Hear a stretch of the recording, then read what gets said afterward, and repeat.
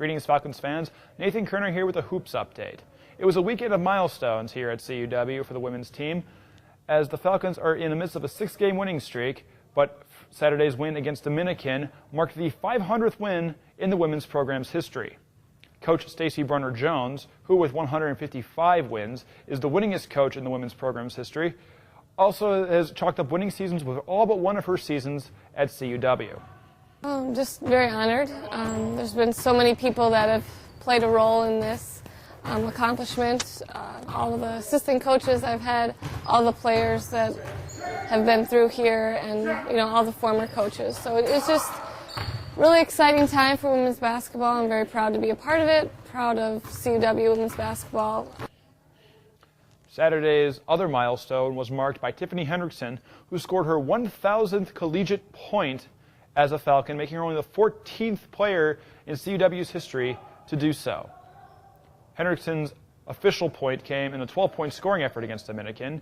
The official point came at 17:30 left in the game, but Henrickson had one more score to give before a timeout was called to commemorate the accomplishment. It feels incredible. I mean, I really didn't understand what it would feel like till I actually got to that point, but it's great. Well, when I recruited her in high school, I knew she would be such a good player and such a good shooter. She's one of the best jump shooters in the conference, and she's proven that in 4 years. And scoring her 1,000th point was a big deal, but you wouldn't have known it for her. She, just kind of downplayed it, and it was exciting she could do it at home on Saturday.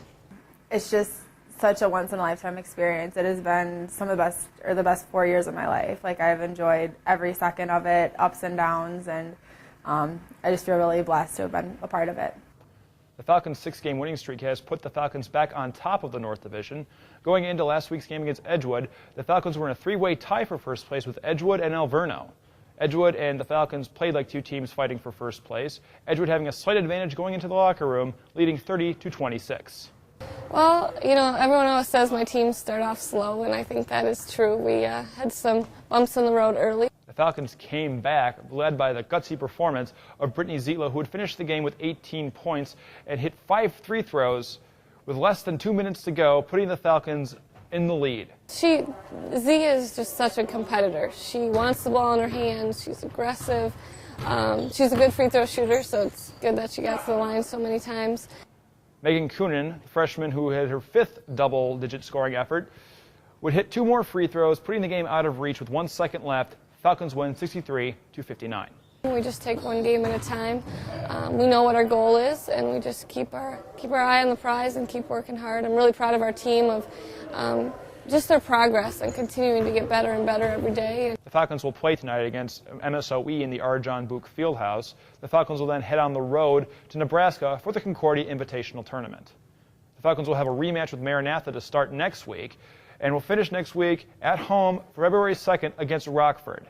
That game will also be Senior Day and Alumni Day. It's going to be down to the stretch. We play Alverno again, we play Maranatha again, who's right underneath us. So those are going to be 2 huge games, but anybody can beat anybody, and our next game is MSOE, and we have to take care of business on Tuesday.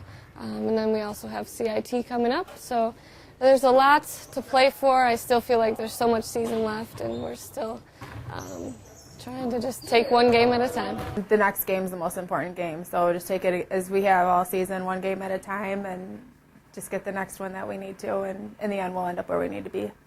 Stay tuned to CUWFalcons.com for scores, highlights, video updates, and live stats all season long. I'm Nathan Kerner for CUWFalcons.com.